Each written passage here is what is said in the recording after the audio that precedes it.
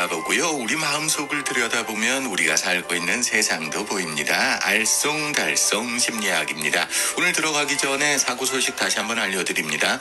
경주 강변로입니다. 영마을 삼거리에서 경주 나들목 방향 터미널 사거리 신호등 앞 2차로에 트레일러와 승용차 간 추돌사고 있었죠. 전해드렸는데요. 현재 처리되지 않고 뒤로 지체 보이고 있습니다. 지나시는 분들 참고하셔야겠네요. 김상춘, 김상주 통신원 보내오셨습니다.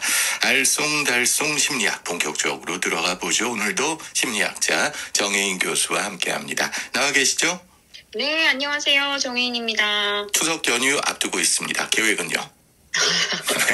여행을 좀 가볼까 합니다. 여행? 네네네. 뭐 집안일 이런 거 없으세요? 좀 없는 편이죠. 야, 복 받으셨네. 이번엔 연휴가 길어가지고 여행 갔다 오는 것도 괜찮을 것 같아요. 저는 이렇게 생각했거든요. 정혜인 교수는 이제 친척들이나 뭐 다 사람들 모이잖아요, 많이. 네네네. 쟤는 지금 심리 상태가 어떨까 막 분석하고. 그런 거 안 합니다. 알겠습니다. 자, 오늘 어떤 이야기 할까요? 네. 오늘은 제가 디지털 그루밍 성범죄에 대한 이야기를 좀 드려보려고 합니다. 예. 제가 사실 이 부분 가져온 것은 서울시에서 지원하는 디지털 성범죄 안심지원센터에서 지난주에 피해자를 위한 심리지원 연계를 요청받았어요. 그런데 많은 분들이 좀 잘못 알고 계시는 부분들이 있어서 좀 짚어보고 싶어서입니다. 말부터가 어려워요. 저는 그루밍 하면 생각나는 게 고양이 발바닥 앓는 것밖에 생각 안 나는데. 틀린 건 아니죠. 그렇죠. 예. 네네. 디지털 성범죄 오늘은 조금 무겁습니다. 내용이요. 네네네. 먼저 디지털 성범죄에 대한 이야기부터 드리면 컴퓨터나 인터넷, 디지털 매체, 정보통신 기술 같은 것을 온라인상에서 이렇게 이용해서 성범죄가 일어나는 것 하고요. 그것과 연결해서 오프라인에서의 일어나는 모든 범죄를 통틀어서 이야기를 합니다. 네. 그래서 이것을 사이버 성범죄, 온라인 성범죄, 미디어 성범죄라고 부르기도 합니다. 디지털 성범죄는 크게 세 가지 유형인데요. 카메라나 그 밖의 유사한 기능을 가진 기계 장치로 타인의 동의 없이 그 사람의 신체를 촬영하는 불법 촬영, 그리고 타인의 성적 촬영물을 동의 없이 인터넷의 정보통신망을 통해 유포하는 것, 그리고 동의 없이 유포된 촬영물을 다운받거나 공유하고 시청하는 행위인 소비, 이렇게 세 가지입니다. 그리고 이걸 통해서 금품을 요구하거나 협박하거나 그런 것들도 있더라고요. 예, 그게 오프라인 상에서 온라인으로 연계된 것을 성범죄화하는 겁니다. 그렇죠. 근데 네네네. 이런 그 디지털 그루밍 성범죄 또는 디지털 성범죄에 청소년들이 노출돼 있어가지고요. 부모 입장에서 걱정이 참 많더라고요. 네, 맞습니다. 그래서 제가 이걸 좀 가져왔어요. 근데 이제 이 부분에 대해서 제가 말씀드렸던 이 불법 촬영이나 유포 소비 이런 식으로만 말씀을 드리면 전부 다 가해자랑 피해자가 되게 명확하게 구분되어져 있고 피해자 가족들도 이 피해를 당한 상황에 대해서 굉장히 피해자와 동일하게 분노하거든요. 네. 그런데 디지털 그루밍 성범죄에 대해서는 좀 유독 다른 상황을 보이고 있어요. 그래서 이 부분에 대해서 이제 제가 말씀을 드리는 겁니다. 그러니까 디지털 성범죄가 이제 더 큰 포괄적인 의미고 그 가운데 디지털 그루밍 성범죄라는 게 있는데 이거는 다른 범죄하고는 조금 특이한 양상들을 보인다 이거잖아요. 네, 맞습니다. 디지털 그루밍 성범죄가 뭘까요? 요거는 온라인 채팅과 모바일 메신저 SNS들을 통해서 아동 청소년에게 접근하고 피해자를 일단 유인합니다. 그리고 성착취 행위를 하도록 만들면서 동시에 이것을 폭로하게 되면 안 되도록 막는 행위까지 동시에 하게 됩니다. 그렇기 때문에 디지털 그루밍 가해자들은 자신의 목적을 달성할 만한 피해자를 물색을 하고 접근을 해서 대화를 나누면서 친밀한 관계를 처음엔 형성을 해가지고 꼼짝달싹 못하게 만들기 때문에 사실은 이 피해자들이 이렇게 무방비 상태로 노출된다라고 볼 수 있습니다. 그러게 말이에요. 저도 커뮤니티에서 사고 사례 같은 걸 좀 봤었는데 맛집 투어 하자 이런 식으로 유인해가지고는 네, 맞습니다. 예, 범죄를 저지르고 그러다 보니까 대부분 범죄 타겟이 되는 게 어린 학생들이 피해자가 많더라고요. 네, 맞습니다. 처음에는 굉장히 사소하게 시작을 하고요. 또 처음에는 그냥 얼굴 사진과 같은 사소한 것을 찍어달라고 합니다.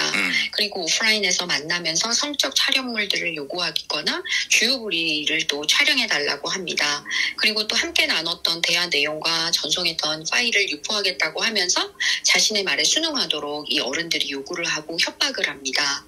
그래서 이 과정을 통해서 또 추가적인 피해 촬영물을 얻어내기도 하고요. 성관계를 요구하기도 하고 해서 디지털 그루밍 성범죄도 디지털 성범죄에 속한다는 말씀 드리고 싶습니다. 그럼요. 뭐 당연하게 저도 그렇게 생각합니다만은 근데 조금 전에도 말씀하셨던 것처럼 다른 성범죄는 당연하게 피해자를 좀 이렇게 보호하는 그런 입장이기도 하고 가해자에 대해서는 엄벌을 가해야 된다 이런 여론이 많은데 유독 디지털 그루밍 성범죄에 대해서는 피해자도 문제야 이런 의식들이 있더라고요. 왜 그럴까요? 이것은 채팅 애플리케이션을 통해서 제가 예를 하나 들어보면요. 네. 40대 성인 A가 14세 청소년 B에게 채팅을 합니다. 네. 그래서 A는 B에게 접근해서 매일 B의 고민과 이야기를 들어주고 선물과 용돈을 보내주면서 친분을 찾습니다. 이 선물과 용돈이라고 하는 게 지금 문제가 되는 거거든요.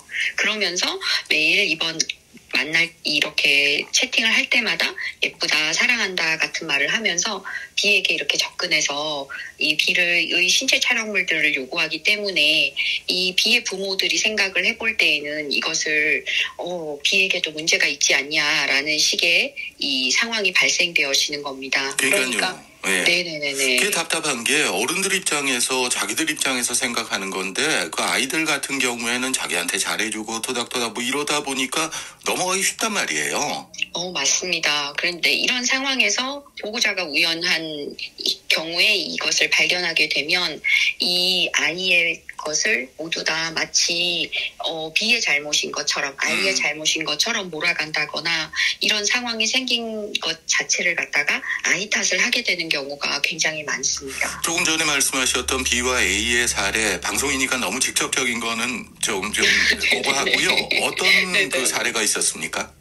네, 뭐 일단 이 손가락이나 무릎이나 어깨 같은 데를 이렇게 찍어달라고 하고서는 그리고는 A의 행각에 대해서 적어도 B가 생각해 볼 때는 꼼짝달싹 못하는 상황이 발생한 건데 예. A인 입장에서는 B가 자발적으로 나한테 촬영물을 보냈는데 뭐가 문제냐는 식으로 발각이 되어져도 부모에게 이런 식으로 나오고요. 그리고 또 부모는 이런 요구를 들어준 본인의 자식을 탓하게 되면서 이 행위 자체에만 포커스를 둔다는 거죠. 그렇죠. 그게 저는 솔직히 이해가 좀 안 돼요. 부모 입장에서 네네. 자식을 탓한다거나 다른 사람들도 그렇고 왜 그럴까요? 근데 또 B의 입장에서는 나를 이해해주는 사람이 없다가 굉장히 자연스럽게 너는 몇 살이냐 공부하는 건 참 힘들겠다 오늘 너무 덥지 아이스크림 하나 사줄까 뭐 이러면서 쿠폰도 보내주고 이러면 또 어쩔 수 없이 또 홀랑 넘어가게 되는 아이들이 생각보다도 굉장히 많습니다. 그러니까 그래서 아이들 입장에서는 호감을 가지고 다가오고 하다 보니까 거기에 넘어가 버린다 이거 아니에요? 네, 맞습니다. 사실 부모들은 이런 신체나 행동이나 대인관계 같은 외연적으로 관찰이 가능한 변화에 대해서는 청소년기의 자녀를 이해하는 것을 쉽게 생각을 하지만 이 아이들의 내면적인 변화에 대해서는 사실은 별로 그렇게 수용도 잘 못하고 이해도 잘 못하는 것이 일반적인 패턴입니다. 예. 이것은 연구 결과에도 많이 나와 있거든요. 그래서 저는 이제 도대체 당신의 아이와 충분하게 대화를 나눈 적은 언제냐 또는 아이의 눈으로 세상을 본 적은 있느냐 같은 질문도 사실은 좀 해보고 싶습니다. 그러네요. 교수님 이거는 제가 뜬금없는 질문이 될 수도 있을 것 같은데 그래도 중요할 것 같아가지고요. 이게 그 부모를 대상으로 하는 교육 프로그램 이런 게 있나요? 물론입니다. 좋은 질문 감사합니다. 있고요. 그 다음에 이제 이 디지털 그루밍 성범죄라든지 디지털 안에서의 어떤 다양한 성범죄 등도 교육하는 어떤 프로그램도 있고 그건 신청하면 얼마든지 받으실 수가 있어요. 예. 그래서 이거는 이제 가까운 학교 안에 연계되어져 있는 위센터에서도 가능하고요. 그 다음에 한국 디지털 성범죄라고 하는 센터에서도 이 관련한 교육들을 하고 있습니다. 근데 이 부모 입장에서도 그런 분들이 계시 힘드실 것 같아요. 뭐 맞벌이하고 이러다 보니까 애들 그냥 학원 보내고 잘 돌보지 못하고, 그리고 또 그런 센터에 가서 교육을 받아야 된다는 게 자칫 다른 사람 눈에 내 아이에게 문제가 있어서 부모가 교육을 받나, 이런 그 시선을 가질까봐 우려가 될 수도 있는데, 모든 부모가 교육을 좀 받아야 되지 않을까 싶어요, 제 생각에는요. 네네네. 그런 것도 있고요. 사실 이 디지털 그루밍 성범죄는 이렇게 모르는 사람한테서 이렇게 당할 수도 있지만, 좀 친절한 누군가 아는 사람한테 당할 확률도 매우 높거든요. 예. 그래서 뭐 사귀는 사이라든지 동아리 선후배 또는 학원 선생님 같은 사람들한테도 당할 수 있기 때문에, 네. 우리 아이들을 지키는 과정에 있어서라도 이건 좀 부모님들이 좀 더 신경을 써주셨으면 하는 생각이 좀 듭니다. 알겠습니다.